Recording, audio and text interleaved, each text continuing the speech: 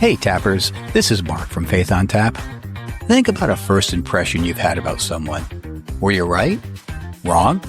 Should it matter? And then we have to ask, can we trust those first impressions? We have a filter that we process people through, and either we get a good feeling, a neutral feeling, or a creepy feeling. And I think we have to go with that until proven otherwise.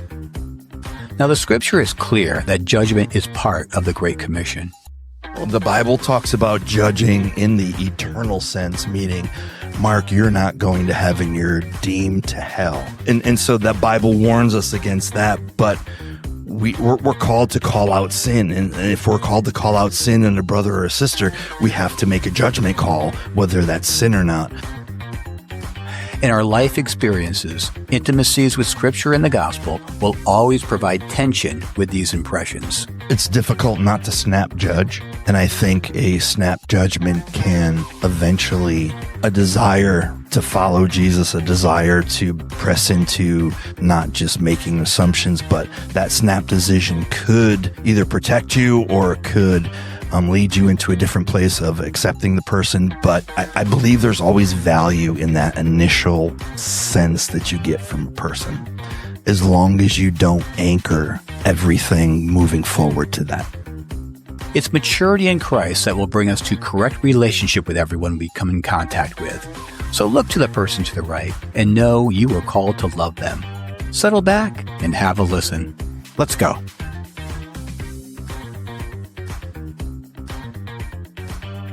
We are at the Kinsman Brewery in Southington, Connecticut.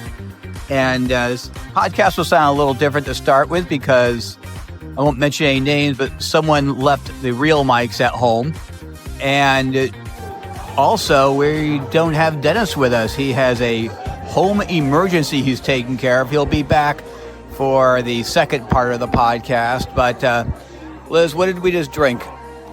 We both had some stouts here. It's the same one. It's called Nutty Buddies, and it's apparently 4 different breweries work together to make this happen. And my first impression is, and actually I think it was yours too, it tastes kind of like a candy bar. I'm not sure you needed all 4 breweries to make this. I think one could have done fine. I think it says 6-way collaboration up there.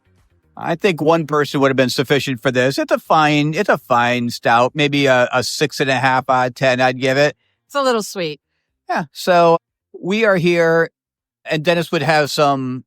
I don't know. His IPA would be Mamby Pamby IPA or something like that, made with all fruit juices and stuff. But anywho, we're going to be asking the question: what is a first impression that you had of someone that was actually wrong?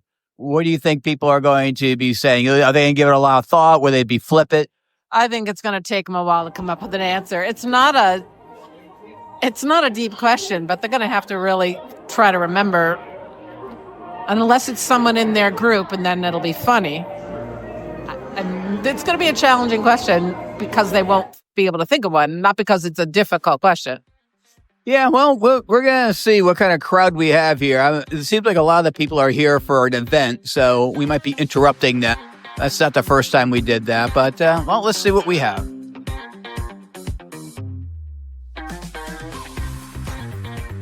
Okay, so we are here with, you want to state your name, please? Vinny. Vinny, and the question we have for you would be, what's a impression that you had of someone that was actually wrong? You know, as a teacher, sometimes you jump to conclusions with students. It happens. You put your foot in your mouth. I know I've done it a bunch of times. I can't think of any one specific or concrete right now, but I will tell a story about some very good friends of ours. I was a photographer at our wedding. My wife worked with his wife, and we met him through that. And, you know, it turns out he really liked fishing a lot. So he would always tell these stories, you know, about Hubbard Park, catching 30-pound fish inside that little tiny pond in Meriden. And I'd always tell Emma, and like, this guy's nuts. He's telling fish stories. There's no 30-pound fish in that little tiny pond. Like, what's wrong with him? You know, I've gone fishing with people before. I've watched them catch an 8-pound, 13-ounce trout. When they retell the story, it's 13 pounds and 8 ounces. They conveniently mix up the numbers. So, I thought this was one of those, fishtail guys until I actually went fishing with them at Hubbard and caught, a 22-pound carp. So now I know there are giant carp in there, and, I misjudged him. Well, maybe he's still lying. You said it was only 22 pounds, not 30. Well, he did say his wife caught the 30-pounder. So if it is, he's jazzing her up. Oh. So when you make a first impression on someone, what is it that you're judging? His character, the way what made you think that he was lying or wasn't telling the truth, at least? Honestly, I think most of our first impressions are on looks, but this wasn't the case there. It was just as someone who fishes and has, gone to Hubbard Park 100 times, not fishing there, but I just there's no way there's 30-pound fish in that pond. So you looked at all the data that you know of and how big fish are versus pond size, and you said, no, he's lying. Yeah, my reality was limited. I thought I knew more than I did, and it turned out I was wrong. And have you ever told him about what you originally felt about him? Does he know how you originally felt about him now? Yes, we actually laugh about it when we go fishing now. Whenever we catch a fish, he's like, yeah, and you said I was crazy. There's no fish in here. So it's a funny story now, a running gag. Except officially, there's no 30-pound fish as far as you know. I haven't seen one, but apparently his wife caught a 32-pounder. So Okay, very good.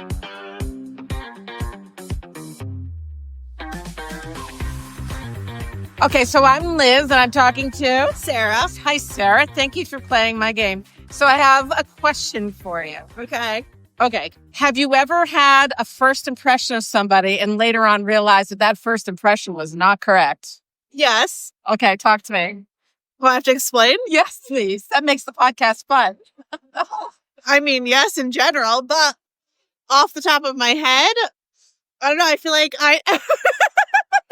She's looking at her friend across my friend over here, we taught together, and her and I have very different teaching styles, I would say. Huh? But we were not the best of friends at first, but now we talk to each other every day, and we kind of, a little bit of her, we rub off on each other. Yes. Right. So what did you see at first and now you realize was not?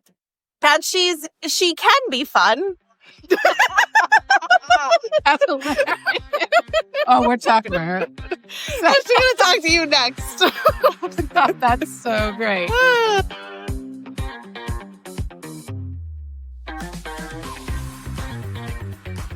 And we're back. And we're here with Liz. Hey, how's life? Oh, it's like a pizza. It's cheesy, occasionally burnt, and mostly delicious. Burnt? I'm not getting that. I probably don't want to think too much about that, do I? Probably not. Okay. There's a crispiness to that. That's not where I was going. Oh, sorry. That was a steward of souls. Oh, all right. You threw it right down the center. I'll knock that for a double. Yeah, I like that one. Steward Very of nice. souls. Nice. Yep. I'll take that. All right. And Dennis, you couldn't be with us when we were at the brewery, so we expected you to contribute all kinds of information today with us because the question we asked. Well, I'm going to not contribute information. I'm going to contribute revelation to this whole experience. So it's very different. Oh, okay. It's much more spiritual. So, all right. Well, then I'm not going to talk much. Liz is not going to talk much. You can just take over. You can I'm do the just whole going to sit podcast. back and Let him make a fool of himself. Well, we could try helping. So the question is, who were you wrong about with your first impression? So with our discussion, I had the pleasure of talking to Vinny. He was thinking for a bit, but he said, my first impression was wrong. As a friend of his has talked about how he used to catch 30-pound fish in a little pond, and he called BS on it until he went fishing in this pond, and it had these large goldfish and Like legit 30-pound goldfish. at Hubbard Park. yeah, big carp. Oh, okay. Carp. Yeah. And That's dough ball country right there. yeah, and he caught his share of 20-something pounders, and he realized that he wasn't just a typical fishing person talking about his stories. He was the real deal. So that was the first impression he had of something that was wrong. And Liz, you talked to Sarah? I talked to Sarah, and it's funny. I'm going around the brewery, and there was a lot of little parties going on. I saw this group of young women, and I'm like, they kind of look like teachers. So I go over there, and exactly, there was a table full of teachers having a party. So talked to Sarah. I asked her the question, and she said, yeah, it's her friend who was sitting right across the way that she'd first thought that she was kind of kind of a jerk. And now that they're close friends, Was the friend actually? she was literally like right there laughing. So, and then all the other teachers were like, we don't want to be interviewed. And they all left. So, The whole idea of first impressions are something that which guides all of us in our daily life. I know if I'm thinking, what are some first impressions that people have about me, and you can think about what people have about you. About me, I was saying, as a person, as a teacher, as someone who's a functional adult, I think we pick up social cues all the time. That's not a bad thing. As a teacher, you're hyper aware. I am hyper aware as I'm looking at facial expressions, eyes, things like that. If they're paying attention, if they're somewhere else, if they don't understand a question, if they think you're an idiot, what have you. I do remember, like a long time ago, first day of school, a kid walked in, looked at me, went in the hall, and I was here. Who's that teacher? I don't know. Some guy who looks like a real nerd. This is going to be a long year. Well, it turns out that this kid really took a liking to me, ended up being a physics major and graduated with a physics degree, and we hit it along well. Are we talking about Wes? No. oh, Yeah. wait, Captain Nerd. No, it was another person. But first impressions, what are some first impressions people have? Now, of course, for me, they look at me and they think I'm a geek. And I remember I was at a church once, and after church service, a woman comes up to me and said, "Hey, we have some electronic equipment. We don't know how it works. Could you look at it?" I didn't know them from Adam.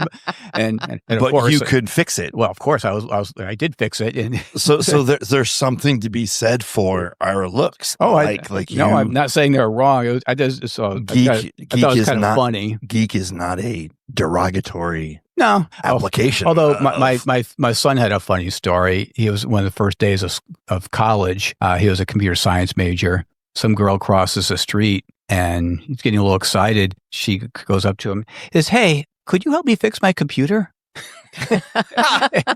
and he said, "Oh, it shows, huh?" Says, "Yeah." Wait, is that the woman he married? No, it was not. Pastor, and we have a teacher. People are making all kinds of impressions, first impressions on you. So, Dennis, what are some things that you think people have a first impression of you? Well, first of all, just from a physical appearance, when they find out I'm a pastor, there's shock and awe. Why? Well, I don't look pastoral. I'm bald with a gray mustache and goatee, very tattooed. I actually have a t-shirt that says, "Yes, I'm a pastor. Don't look so surprised." It's funny, but it's also sad how we've just kind of put pastors in the box. This is what they look like. You have to have a suit and a tie and whatever. I don't know if that's true now. That might have been 20 years ago. But You I don't think all the quote unquote cool pastors. I mean, first of all, every Reform pastor is bald with a beard. So, But they wear skinny jeans, and I can't pull that off. not the ones I've seen. But I mean, in all honesty, And for your congregation, may I offer a collective phew. But I mean, no, I don't think that's the stereotype anymore. I mean, Yeah, in the 80s maybe, but it started. People look at me when I tell them I'm a pastor. There is a shock. what do they think? What the shock is that you're like a. The way it, What are you then? If you're not a pastor, what do they think you are? the physical appearance. A garbage man, an accountant. I mean, Just not a pastor. I mean, Gun pastors for hire. Well, yeah. Unfortunately, yes. So whatever the it's- first impression is, it's that you shouldn't be a pastor. Not that I shouldn't be. You don't I'm look like it. surprised that I am. Okay. And then, once I have the explanation and blah, blah, blah, and I interact, I hope they can see a pastor's heart. But from just the first impression of that guy, I wouldn't have claimed him to be a pastor. I can walk into any biker bar and not be accused of being a pastor. Right. How about you, Liz? I don't know. It's really tough with students. I would go in first day of class, both barrels blazing, and kids would tell me, "The first week we were so scared of you, but now we think you're really awesome." The first 3 years I knew you, I was scared of you. It's like, and I think I'm delightful. You are now. But the I first wasn't 3 years delightful were back kind then. of. What did you think? I'm curious. Well, Dennis thought you told me you asked me one time why you would the church was for younger kids when Oasis started. It was like a youth group. He goes, "Why are you here?" I go, "I kind of like the sermon." Because it took me a while. I didn't know why you're even coming. You look like you didn't want to. That was the belong. Saturday night gig, right? Yeah. That's right. Yep. Or a Sunday night. It was I thought it was Saturday Sunday. night. Oh, Saturday. I thought it was Sunday. Was I think it was Sunday night. I remember I was aggravated because I had to be there in the morning. Yeah, that's right. It was Sunday and in the evening, and none of the other pastors had to be there in the evening. Yeah. But he goes, Curses he's like, foiled. "Why are you even here?" He goes, "I don't know. I kind of like it."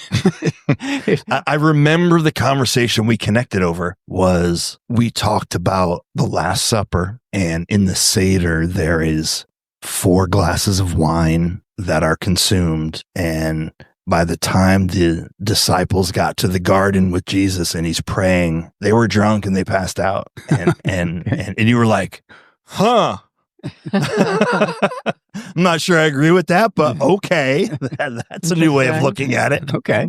So those are the first. You digress. Yeah. So those are first impressions people have of us. Now, what are some first impressions you've had of other people that you are wrong about? If I thought of some, if you guys can think, there's 2 in particular. One is a very simple one. There is a teacher I'm sitting right here.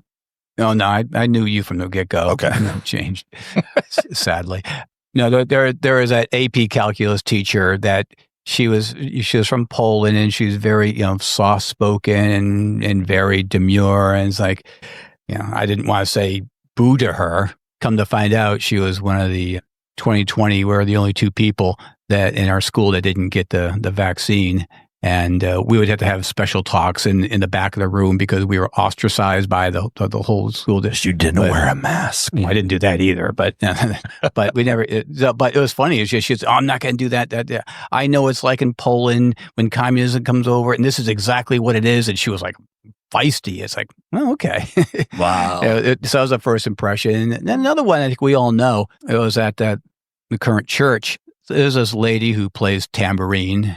My first impression was wrong because she was always offbeat by a 16th or an eighth of a note, and still is. I treated her as a one-dimensional person. I went over her house to help fix something, and she had a very large library. She was a librarian for a high school, and she was well-read, and I didn't know that about her. It brings a different dimension to her, and that was a first impression that needed further character development. A gentleman I met who became a spiritual father to me. But when I first met him, he's a big man, he's large, he had a big belly, and he was talking about the discipline of keeping your car clean, you're making your bed in the morning, and blah, blah, blah. And I was like, this guy is way overweight, and he's talking about me keeping my car clean when he shouldn't be maybe watching his calorie intake. Completely disregarded him, and it took over 2 years for me to reconnect with him and realize I was completely mistaken with the focus of what he was speaking about. I just took it in a perverted way. Over the next about 4 or 5 years, he became a spiritual father. So this man, I was like, and he was teaching for a 3-night stint at this church. I went the first night and never went back because I was like, yeah, this guy's a fake. I believe through God's intervention, we reconnected. Literally, it was just over 2 years later, he became a very influential person in my life. My stories tend to go the other way.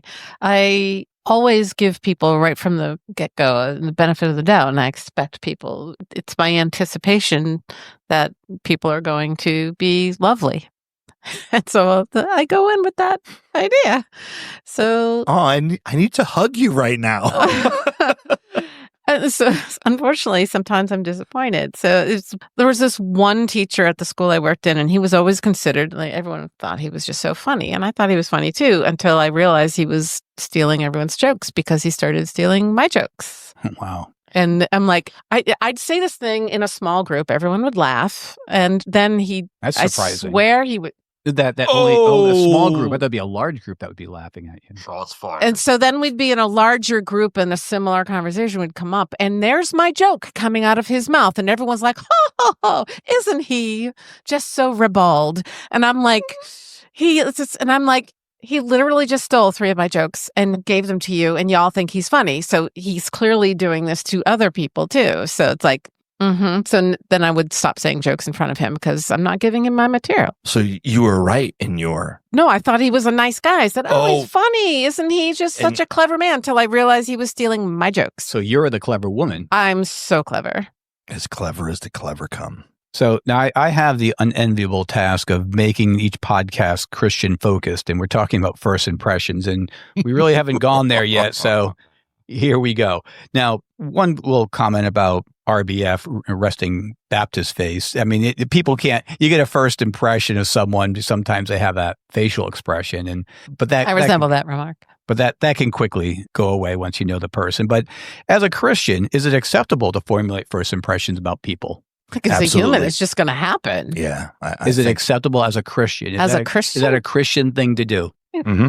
I think it's just talk about gosh darn human. Yeah, I think what Liz says is right on the mark. Like it's just human. We have a filter that we process people through, and either we get a good feeling, a neutral feeling, or a creepy feeling. And I think we have to go with that until proven otherwise. Yeah, it's a biological imperative to keep us from dying.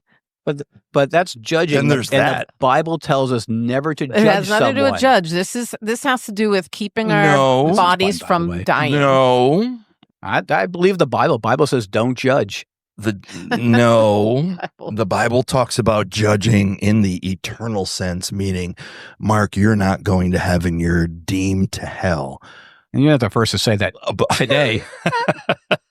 And so the Bible warns us against that, but we're called to call out sin. And if we're called to call out sin in a brother or a sister, we have to make a judgment call, whether that's sin or not. What about the little plank in your eye, speck in the other? Yeah. Okay. I mean, I always thought that was... And that's more, I believe it's more in the lines of Jesus calling out our accusatory mindset. Like, oh, look at him. He's doing that, when we do that ourselves.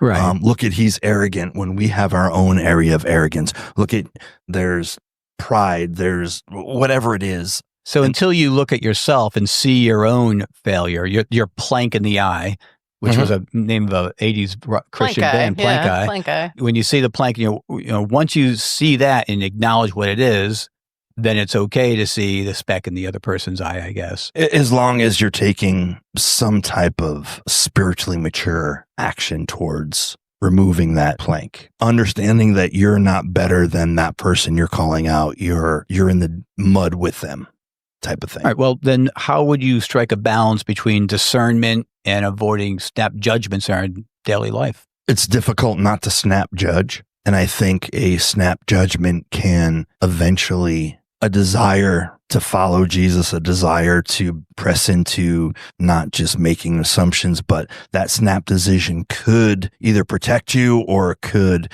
lead you into a different place of accepting the person. But I believe there's always value in that initial sense that you get from a person, as long as you don't anchor everything moving forward to that. So you're making your discernment on the first impression, which is, have you all agreed, is a human thing to do, but you don't live in that, because there you go. You're going to give yourself the ability to say, well, I was to be wrong. Yeah, exactly. And hopefully you are. Yeah. Especially when it's a negative first impression. Right. And I'm grateful that I was wrong, but it took 2 years of separation from the whole environment, from the person himself, for me to reestablish and me to see it in a different light. I think we can put grace in this picture too. So how can we practice grace when we have an initial encounter with someone, thinking that, we might be wrong? How does grace fit in this picture? Personally, for me, if someone comes across as an ass, I'm going to give them the objective benefit of the doubt, and maybe they had a bad day. Maybe I don't understand what they just found out minutes ago through text message, through a phone call, through a voicemail. And so, they were a jerk, but I'm going to open the opportunity that I'm wrong, and this is just a moment in time for them. This is not who they are. Because you can just picture yourself in that same part where I can snap at someone, I can be a jerk to someone, and I hope they can have the same grace that I can afford someone else. Welcome to my world. Yeah. Yeah, I think you can have like a 3 strikes rule as far as, being close to someone and putting yourself in, in a That's a that good kind point. of position, and do the 7 times 70 for, from a little bit of a distance after that. But and that's how you can kind of keep yourself safe. And, who knows, maybe they'll pick up on something. And then, Yeah, I mean, the Bible says to forgive, but it doesn't say be a doormat. yeah. And so, so there's a hope for a closer relationship. Then, let's see how they do after 3 strikes, and, with a little bit of a cool down of the relationship. Still be forgiving, of course, but you don't have to engage in that level any longer, because we're not automatons. We are emotional, spiritual beings. Okay, so automaton. You have to use that. Anybody listening to this evening or this morning or this afternoon has to use that word 3 times in their daily vocabulary. Absolutely. Today. Well, you can try it once. Such a big word. Goodness, that's a $7 word. For robot. Ergo, my demise. Well, on that awkward moment, we're going to end our podcast because I think it's going to get worse as we keep it going. So have a good night, everybody. Tune in next episode when you'll hear Dennis say, When I approach God as the fast food chain checkout person I've come up, I've given my order, and I expect to receive my order exactly the way it was given.